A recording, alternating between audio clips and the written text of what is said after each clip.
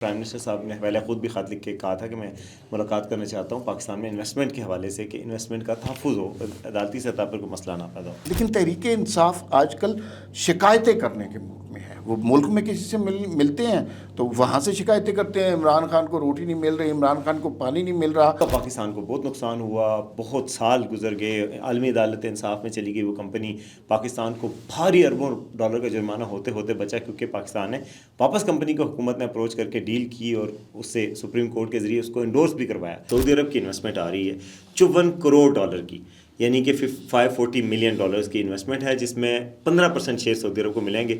اور پاکستان کچھ لحاظ سے بہت بدقسمت بھی رہا ہے۔ خوش قسمت اس طرح ہے کہ اس وقت ہماری اکانومی کی جو حالت ہے سب کو پتہ ہے، بہت ابتر حالت میں ہے۔ کچھ لوگ چاہتے تھے یہ سری لنکا بن جائے، کچھ لوگ چاہتے تھے یہ بینک کرپٹ ہو جائے۔ عمران خان ایک بڑے آل راؤنڈر ہیں، دنیا کے ٹاپ 10 آل راؤنڈر کا نام آئے گا تو عمران خان کا نام آئے گا۔ کرکٹ میں تو ان کی خدمات کا ساری دنیا معترف ہے، مگر آپ اس کو ٹریبیوٹ پیش کرنے کا یہ طریقہ نہیں کہ پرانے 40 سال کے منصوبے جو ہیں ان کا نام کی تختی بدلا دیں۔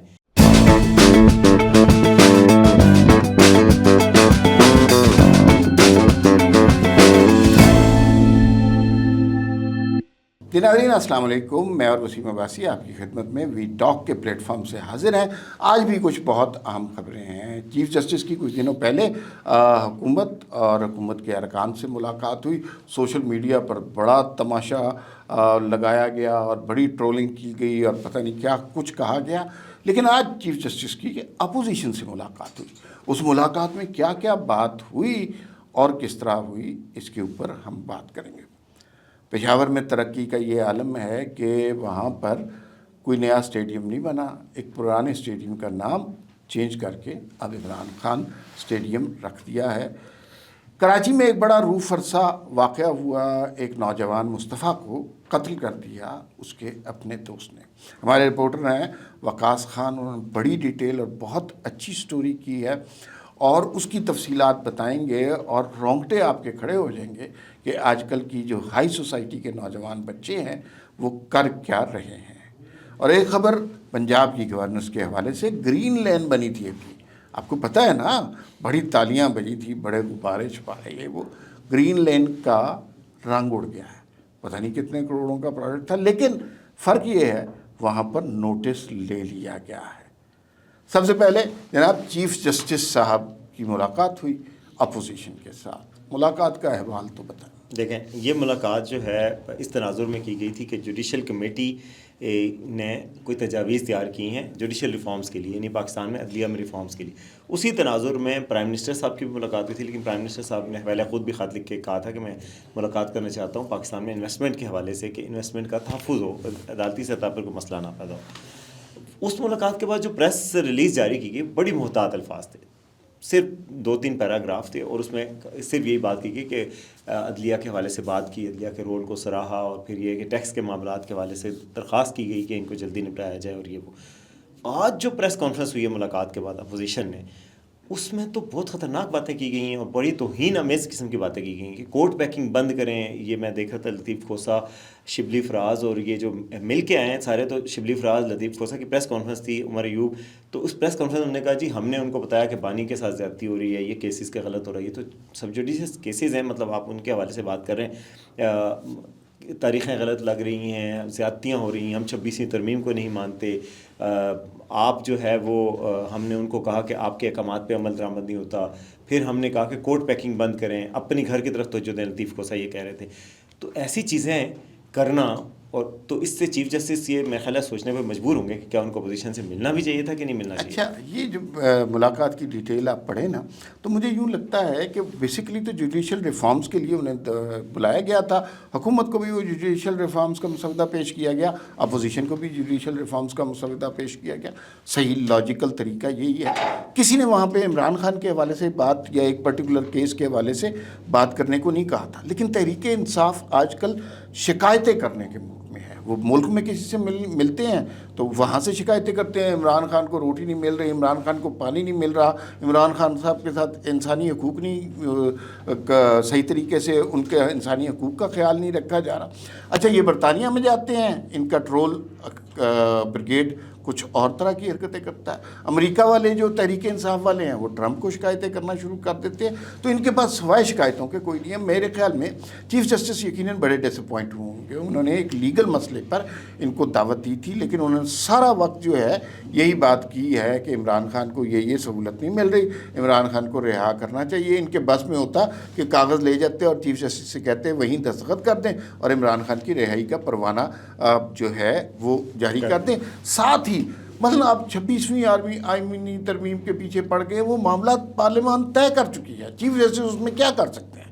تو وہ ان کے مسئلے نہیں ہیں. 5 ججوں کے خط پہ بات کی، باقی ساری یہ دیکھیں نا، ابھی پرائم منسٹر وغیرہ بھی ملے اور پبلکلی جس طریقے سے کیا گیا ہے اس سے چیف جسٹس کی توہین کا پہلو نکلتا ہے. ہاں جیسے ابھی پرائم منسٹر وغیرہ بھی ملے تھے، انہوں نے چیف جسٹس سے درست باتیں کی کہ یہ مسائل ہیں، ان پر ہمیں ٹیکسیشن کے سلسلے میں ہماری مدد کریں. ریکوڈیک کا جیسے معاملہ تھا، اس طرح کے تعطل یا اس طرح کے ڈیسیژنز عدالتوں سے نہیں ہونے چاہیے، معیشت کا خیال رکھنا چاہیے. بالکل. اور ریکارڈ کا آپ کو پتہ ہے کیا معاملہ ہوا تھا کہ ریکارڈ پہ افتخار چودھری کے دور میں فیصلہ دیا گیا کہ جی جو ڈیل ہوئی تھی بیرک گولڈ یا کسی کمپنی کے ساتھ، تو اس ڈیل کو کینسل کر دیا گیا تھا. اس کا پاکستان کو بہت نقصان ہوا، بہت سال گزر گئے، عالمی عدالت انصاف میں چلی گئی وہ کمپنی. پاکستان کو بھاری اربوں ڈالر کا جرمانہ ہوتے ہوتے بچا، کیونکہ پاکستان نے واپس کمپنی کو حکومت نے اپروچ کر کے ڈیل کی اور اس سے سپریم کورٹ کے ذریعے اس کو انڈورس بھی کروایا. اب یہ تو ایک اچھی بات ہوتی ہے نا. دیکھیں پاکستان میں ریکارڈنگ پہ اب میں دیکھ رہا تھا کل سعودی انویسٹمنٹ منسٹر کا بیان بھی دیکھ رہا تھا، اور سعودی عرب کی طرف سے بھی انویسٹمنٹ آ رہی ہے کوئی $100 ملین کی کہ جی ریکارڈنگ میں مائننگ میں اور بیرک گولڈ کے ساتھ ان کا ایگریمنٹ ہوگا. پچھلے سال مئی میں بھی ان کے وفد ایک آیا تھا اور اس نے یہاں پہ بات بھی کی تھی. تو یہ مثبت سائن ہے پاکستان کے لیے، کہ مثبت سائن ہے کہ پاکستان کے لیے باہر سے سرمایہ کاری آ رہی ہے، یہاں پر آ کے پیسے کا فلو ہوگا اور پھر روزگار کے موقع پیدا ہوں گے. سب کے لیے فائدہ ہے، یعنی کہ ون ون سچویشن ہے، اور جس میں ہمارے دوست ممالک کھل کر ساتھ دے رہے ہیں، تو اس کو ہمیں ویلکم کرنا چاہیے. جی بالکل ویلکم کرنا چاہیے، اور ویلکم کیا بھی جاتا ہے. پاکستان میں آپ نے دیکھا ہے کہ جب سے یہ حکومت آئی ہے، ہمارے اپنے برادرلی دوست جتنے ہیں ممالک، ان کے ساتھ تعلقات بہتر ہو گئے. سعودی عرب کا جیسے کہ ایسے کا ذکر آئے تو ان کے 100 انویسٹرز کا وفد پاکستان آیا تھا، جو ہمارے لیے بڑی خوش آئند بات ہے. یہ جو آپ نے خبر سنائی ہے کہ ریکوڈیک میں اگر $100 ملین کا انویسٹمنٹ ہو رہی ہے، اور وہ بھی مائننگ کے انفراسٹرکچر میں، تو پاکستان کے لیے اس سے زیادہ اچھی خبر کوئی نہیں ہو سکتی. اور میرے خیال میں ہم سب کو بحیثیت قوم بھی اور بحیثیت فرد بھی، بحیثیت حکومت بھی شکر گزار ہونا چاہیے سعودی حکومت کا کہ اتنی بڑی انویسٹمنٹ ایسے علاقے میں کر رہے ہیں. اچھا، حکومتی وفد بھی آپ نے دیکھا تھا جب چیف جسٹس سے ملا تو انہوں نے بڑے مختصر سی باتیں کی تھی. انہوں نے بات کی تھی کہ IMF کا پریشر بہت زیادہ ہے، اور ٹیکسیشن کے حوالے سے جو مقدمات ہیں ان کے جلدی تصفیے ہونے چاہیے. عدلیہ کے بعض غلط فیصلوں سے ماضی میں ہمیں بہت زیادہ نقصان ہوا ہے. ریکوڈیک کی مثال آپ کے سامنے ہی ہے، لیکن اب ریکوڈیک کے حوالے سے کچھ بڑی اچھی خبریں ہمارے منتظر ہیں. بالکل جی.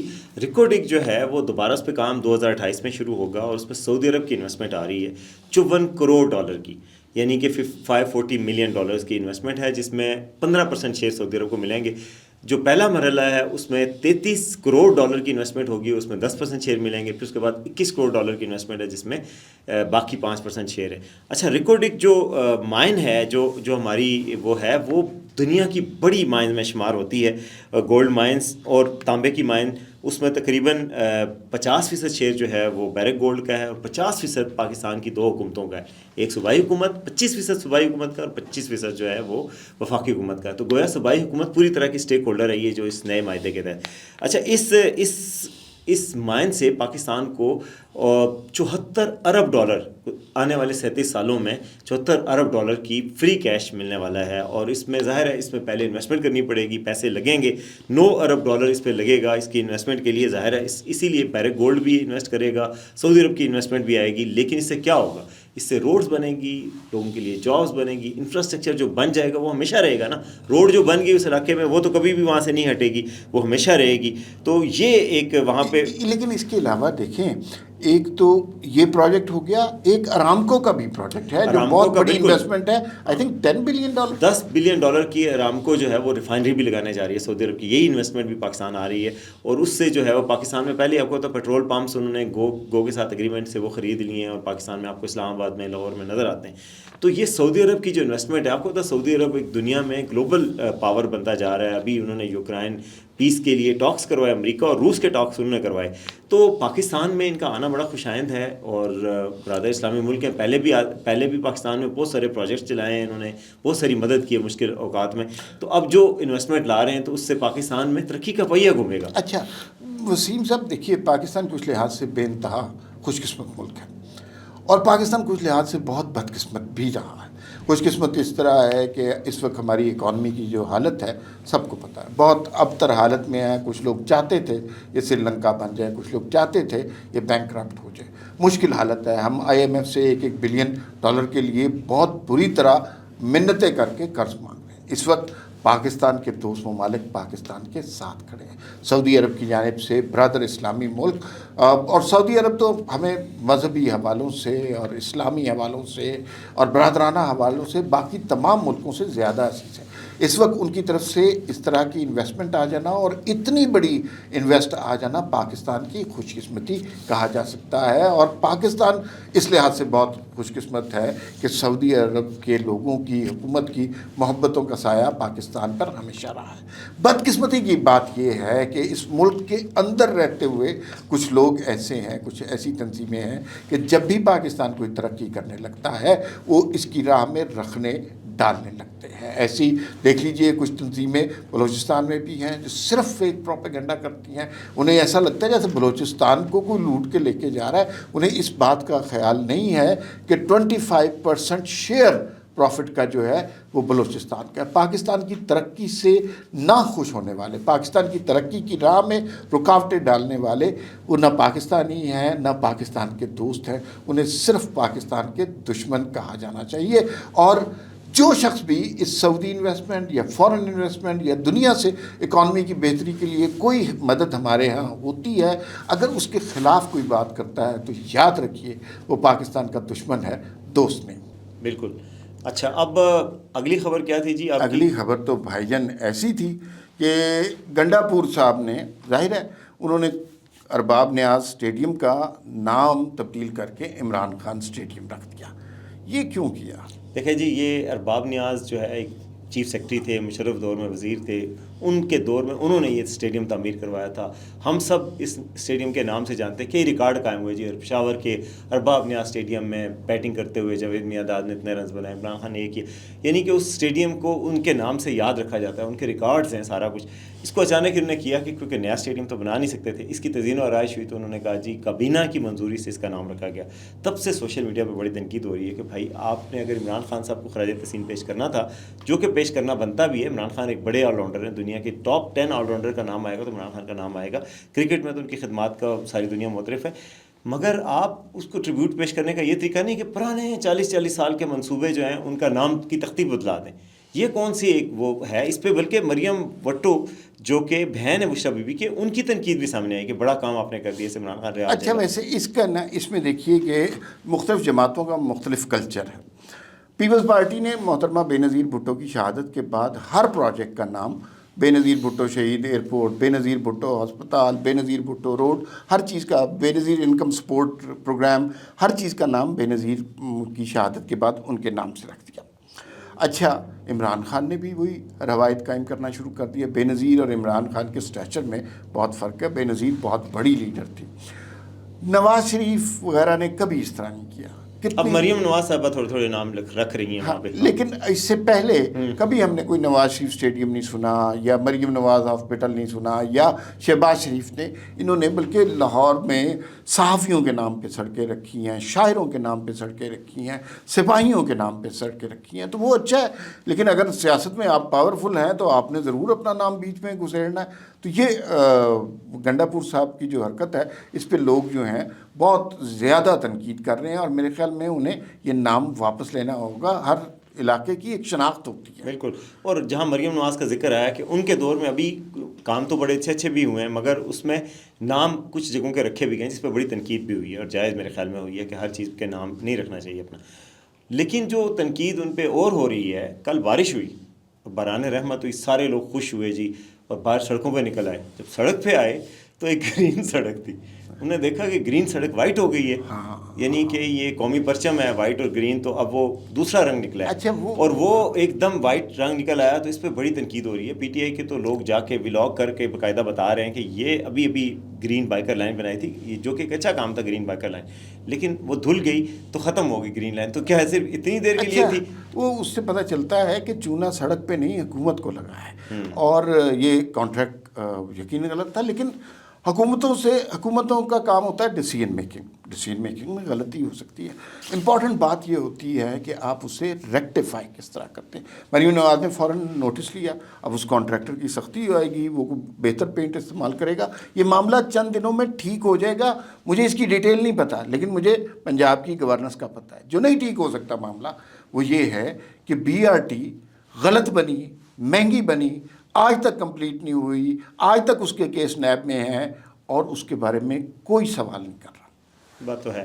بہرحال یہ ہے کہ وہ LDA کے DG ہیں، انہوں نے نوٹس لیا ہے، اپنے چیف انجینئر کو کہا ہے کہ اس بندے کی پیمنٹ نہیں کرنی جس نے چونا لگایا ہے، وائٹ کلر گرین کلر کا چونا لگا گیا ہے، اور اس بندے نے لوکل پینٹ استعمال کیا، بیرونی غیر ملکی پینٹ ہونا چاہیے تھا، وہ لوکل پینٹ لایا، اور پینٹ اچھا بھی نہیں تھا، 1 سال کی گارنٹی ہے ویسے، وہ کہہ رہے ہیں پھر پینٹ کرے گا، لیکن بارش تو پھر بھی ہو سکتی ہے، تو وہ بہرحال اس کو اب اچھا پینٹ کرنا پڑے گا۔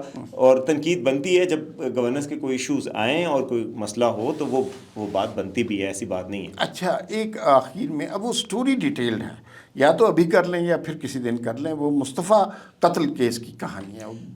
اس کا صرف اتنا تو ہم ذکر کر سکتے ہیں کیونکہ وہ کرنٹ سے ہے، بہت تہلکہ خیز واقعہ ہے کراچی کا۔ دیکھیں ایلیٹ سوسائٹی کا 2 نوجوان تھے، ان کی آپس میں دوستی تھی، اور وہ اب پتہ چلتا ہے کہ کرائم کا نیکسس تھا، منشیات، آپ ایسے خواتین اور لڑکیوں کو ایکسپلائٹ کرنا۔ اپنے ایک کال سینٹر کھولا ایک لڑکے نے، اور مبینہ طور پر اس کال سینٹر میں کتنی ساری لڑکیوں کے ساتھ تعلقات استوار کر کے ان کی وجہ سے لڑائیاں آپس میں لڑنا، اور اس میں جو مصطفیٰ میر، ان کا قتل کیا گیا، اور جو مبینہ ملزم ارمغان، ان کی طرف سے اور ان کے دوست شراز کو مل کے، تو پولیس نے پکڑا ہوا ہے ارمغان کو، اور یہ بتایا جا رہا ہے کہ یہ ریولری تھی، اور یہ آپس میں منشیات کے کاروبار میں ملوث تھے، اور یہ ایسے طریقے سے ان کو قتل کیا گیا کہ ان کی لاش جو ہے وہ زندہ جلائی گئی۔ ابھی وہ زندہ تھے، ان کے کوئی عضو کاٹے گئے، ان کو مارا گیا ڈنڈوں سے، پھر اس کے بعد ان کو ویرانے میں ہب میں لے جا کے ان کی گاڑی کو آگ لگائی گئی۔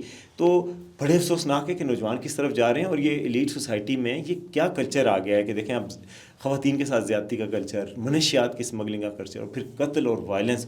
تو دیکھیں کہ اس برے کاموں کے انجام برے ہی نکلتے ہیں۔ بالکل صحیح ہے، آپ نے بالکل درست کیا۔ دیکھیں جس قدر یہ 20-22 سال کے نوجوان ہیں، بالکل بچے ہیں، والدین کو ان کی بالکل فکر کرنی چاہیے۔ ان کے پاس جتنا پیسہ تھا، 50-50 لاکھ روپیہ کیش ان کے پاس ہوتا تھا، بے تحاشا اسلحہ ہوتا تھا دونوں کے پاس، ارمغان کے پاس بھی، مصطفیٰ کے پاس بھی، دونوں کے خواتین سے بے تحاشا خواتین کے ساتھ تعلقات تھے، ان کو بلیک میل بھی کرتے تھے آپس میں، پھر ایک مذاق پہ، ایک انسلٹنگ مذاق پہ، ایک دوسرے کی مردانگی کا مذاق اڑانے پر یہ لڑائی شروع ہوئی، اور اس لڑائی کا انجام اتنا خوفناک ہوا کہ اس کو پہلے ڈنڈوں سے پیٹا گیا، زخمی حالت میں اس کو ٹیپ لگا کر، ٹانگیں باندھ کر گاڑی کی ڈگی میں ڈالا گیا، گاڑی ہب بلوچستان لے گئے، اور وہاں ابھی وہ لڑکا زندہ تھا مصطفیٰ، کہ وہاں گاڑی کو آگ لگا دی۔ تو یہ بہت خوفناک واقعہ ہے۔ اس میں جہاں یہ نوجوان، یہ معاشرہ ذمہ دار ہے، وہاں پر یہ والدین بھی ذمہ دار ہیں، انہیں بھی اپنے بچوں کی ایک ایک حرکت کا پتہ ہونا چاہیے تھا، اور اگر انہیں لگتا ہے کہ یہ غلط سوسائٹی میں جا رہے ہیں تو سختی سے انہیں روکنا چاہیے تھا۔ فی الوقت اتنا ہی، پھر ملاقات ہوگی۔ اللہ حافظ۔